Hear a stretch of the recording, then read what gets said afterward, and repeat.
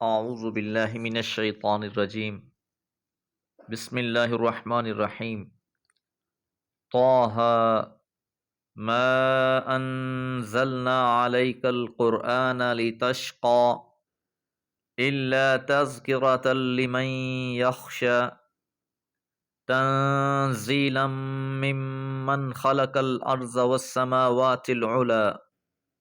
سورہ طه کی پہلی 4 آیات۔ اس سورت کا نام بھی طه اور اس کی ابتدا بھی طه سے۔ ترتیب قرآن کے لحاظ سے یہ 20ویں سورت ہے۔ اس میں 8 رکوع ہیں اور 135 آیات ہیں۔ اس سورت میں بھی نبی صلی اللہ علیہ وسلم کو مخالفین کے مقابلے میں صبر اور انتظار کی تلقین ہے، اور ساتھ یہ نصیحت کی گئی کہ آپ ان کے معاملے میں زیادہ پریشان نہ ہوں، اور اگر یہ بات نہیں سنتے تو بہت جلد یہ اپنا انجام خود دیکھ لیں گے۔ اسی مضمون سے اس سورت کی ابتدا بھی ہے اور اختتام بھی۔ پچھلی سورت جو سورہ مریم گزری ہے، اس میں مختلف انبیاء کے واقعات بیان کیے گئے۔ اس میں صرف حضرت موسیٰ علیہ السلام کی سرگزشت تفصیل سے بیان ہوئی ہے۔ ولادت سے لے کر دعوت، ہجرت، جتنے اہم موضوعات ہیں وہ سب اس میں سمو دیے گئے ہیں۔ طه یہ حروف مقطعات میں سے ہے جو بعض صورتوں کی ابتدا میں آتے ہیں۔ ما انزلنا نہیں ہم نے نازل کیا، علیک آپ پر، القرآن قرآن مجید کو، لتشقى کہ آپ مشکل میں پڑ جائیں۔ یہ نہایت دل نواز اور پر محبت انداز ہے۔ اللہ تعالیٰ نے حضرت صلی اللہ علیہ وسلم کو یہ بات کہی کہ آپ قرآن مجید کی تبلیغ اور دعوت کے متعلق ہر وقت فکر مند رہتے ہیں۔ ایک طرف تو آپ دعوت پہنچائے جا رہے ہیں، دوسری طرف ان کے قبول نہ کرنے کا آپ کو غم کھائے جا رہا ہے۔ تو اب یہاں یہ بات واضح کی جا رہی ہے کہ اس کا مقصد یہ نہیں ہے کہ آپ کو مصیبت میں ڈال دیا جائے، تکلیف میں مبتلا کر دیا جائے، بلکہ آپ کی ذمہ داری تو یہ ہے کہ آپ لوگوں تک اس بات کو پہنچا دیں بس۔ اب کوئی اسے تسلیم کر لیتا ہے تو اس کی اپنی خوش بختی، اور اگر کوئی اس سے اعراض کرتا ہے تو اس کی اپنی بدبختی۔ اس لیے فرمایا الا تذکرۃ، نہیں ہے یہ مگر نصیحت، لمن یخشی، اس شخص کے لیے جو خشیت اختیار کرنے والا ہے، جو اللہ سے ڈرنے والا ہے۔ تذکرہ کے معنی یاد دہانی کے ہیں۔ ظاہر ہے کہ یاد دہانی جس چیز کی جاتی ہے وہ خارج سے لائی ہوئی چیز نہیں ہوتی، بلکہ جو چیزیں پہلے سے موجود ہوتی ہیں انہی کی طرف توجہ دلائی جاتی ہے۔ اب قرآن مجید نے پھر سے لوگوں کو یہ بات یاد دلائی کہ ان کا خالق اور مالک اللہ ہی ہے، جو وحدہ لا شریک ہے، اور اسی نے یہ ساری کائنات بنائی ہے۔ بہت سی نشانیاں اس کائنات میں رکھ دی ہیں، انسان کے اپنے نفس میں بھی بہت سی علامتیں اور نشانیاں رکھ دی ہیں۔ بس انسانوں کو تنبیہ کی جا رہی ہے کہ وہ ان چیزوں کو پھر سے یاد کریں اور اپنے خالق اور مالک کو پہچانیں۔ اب جس میں بھی خشیت ہوگی، اللہ کا ڈر اور خوف ہوگا، وہ اس بات سے یقیناً نصیحت حاصل کرنے والا بن جائے گا۔ اس موضوع کو قرآن مجید میں مختلف انداز سے بیان کیا گیا ہے۔ ھدی للمتقین، ہدایت ہے پرہیزگاروں کے لیے۔ لمن یخشی ربہ بالغیب، جو شخص ڈر جائے اپنے رب سے غیب میں ہی۔ تو مختلف انداز سے اس موضوع کو بیان کیا گیا ہے۔ تنزیلا، نازل شدہ ہے، ممن، اس کی طرف سے، خلق الارض، جس نے تخلیق کیا ہے زمین کو، والسماوات، اور آسمانوں کو، العلا، جو بلند ہیں۔ تنزیل کے معنی ہوتے ہیں کسی چیز کو نہایت اہتمام اور ترتیب اور تدریج کے ساتھ اتارنا۔ تو قرآن مجید کو اتارنے کے لیے اللہ تعالیٰ نے امام الانبیاء حضرت محمد مصطفیٰ صلی اللہ علیہ وسلم کا انتخاب کیا کہ یہ سب سے بڑی ذمہ داری اور سب سے عظیم ذمہ داری آپ کے کندھوں پر ڈالی جائے، اور پھر حسب موقع، حسب ضرورت اس کا نازل ہونا، اس میں بھی بہت سی حکمتیں پنہاں ہیں۔ تو یہ کلام کسی عام ہستی کا کلام نہیں ہے، بلکہ اس عظیم ترین ہستی کا کلام ہے جو زمین و آسمان کو تخلیق کرنے والی بھی ہے، اور ان کا مالک بھی ہے۔ تو جو مالک اتنی قوتوں والا اور اتنے اختیار والا ہے تو یقیناً اس کی بات بھی کتنی اہم ہوگی، لیکن یہ بات سمجھ میں اسی کو آئے گی جو تقوی اختیار کرنے والے ہوں گے۔ اللہ تعالیٰ سے دعا ہے اللہ تعالیٰ ہم سب کو اصحاب تقوی میں سے بنا لے۔ وما علیہ الا البلاغ۔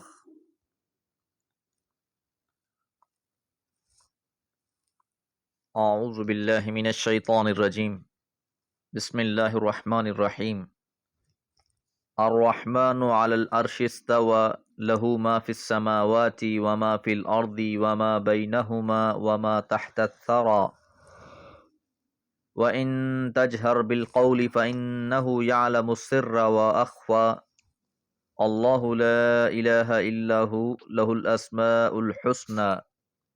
سورہ طٰ آیات 5 سے 8۔ پچھلی آیات میں ہم نے یہ بات جانی کہ اللہ تعالیٰ نے قرآن مجید آپ پر نازل کیا، اور مقصد یہ نہیں ہے کہ آپ کو کسی مشقت میں ڈال دیا جائے، بلکہ اس میں تو نصیحت ہے ان لوگوں کے لیے جو تقوی اختیار کرنے والے ہیں، جو ڈرنے والے ہیں۔ یہ اس اللہ تعالیٰ کی طرف سے نازل شدہ ہے جو آسمان اور زمین کو تخلیق کرنے والا ہے۔ اب مزید فرمایا الرحمن، اللہ تعالیٰ کا ذاتی نام اللہ ہے، اور اس کے صفاتی ناموں میں سے الرحمن۔ یہاں یہ بات بھی ملحوظ خاطر رہے کہ مشرکین مکہ اللہ کی اس صفت کو ماننے کے لیے تیار نہیں تھے۔ انہوں نے کہا بھی تھا وَمَا الرحمن، رحمان کون ہے؟ اور صلح حدیبیہ کے وقت جو معاہدہ لکھا جانے لگا اس میں بھی جب یہ بات لکھی گئی کہ بسم اللہ الرحمن الرحیم، تو مشرکین کے نمائندے نے اعتراض کیا اور کہا کہ ہم رحمان کو نہیں جانتے، بس آپ اتنا ہی لکھے کہ اللہ کے نام سے۔ تو وہی الرحمن علی العرش استوى، وہ متمکن ہے، عرش پر ہے، کہ اللہ تعالیٰ نے زمین آسمان کو تخلیق کیا اور پھر اس کے عرش پر مستوی ہوا، اور وہیں سے اللہ تعالیٰ سارے کے سارے نظام قدرت کو چلا رہا ہے۔ ایسا نہیں ہے کہ اللہ تعالیٰ نے یہ ساری کائنات بنا کر خود بالکل الگ تھلگ ہو گیا ہو، ایسی بات بالکل نہیں ہے، بلکہ اللہ تعالیٰ تمام کے تمام معاملات کی خود نگرانی فرما رہے ہیں۔ لہو، اسی کے لیے ہے، ما فی السماواتی، ما جو کچھ فی السماواتی آسمانوں میں ہے، وما فی الارض اور جو کچھ زمین میں ہے، تو یہ ساری کی ساری اللہ سبحانہ و تعالیٰ کی ہی ملکیت ہے۔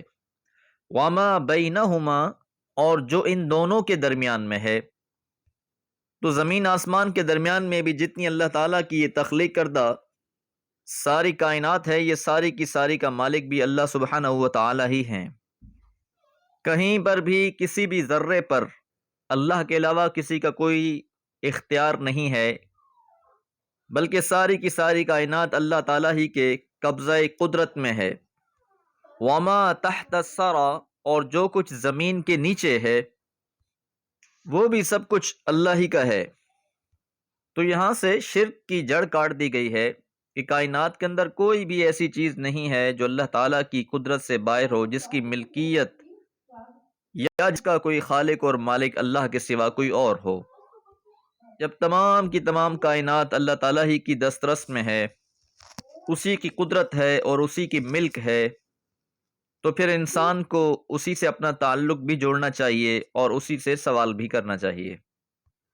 وَإِن تَجْهَرْ بِالْقَوْلِ، اور اگر تجہر بالقول، آپ بات کو اعلانیہ کہیں گے، فَإِنَّهُ، پس بلا شبہ وہ یعنی اللہ تعالیٰ، يَعْلَمُ السِّرَّ، جانتا ہے پوشیدہ کو بھی، وَأَخْفَى، اور اس سے بھی زیادہ جو چھپی ہوئی بات ہو اللہ تعالیٰ اسے بھی جانتا ہے۔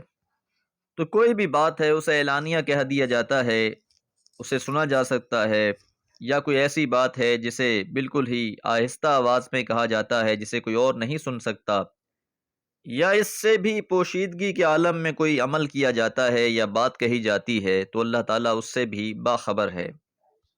دل کے اندر مخفی باتوں کو بھی اللہ تعالیٰ جانتا ہے، وہ علیم اور خبیر ہے، وہ ہماری نیتوں سے بھی باخبر ہے۔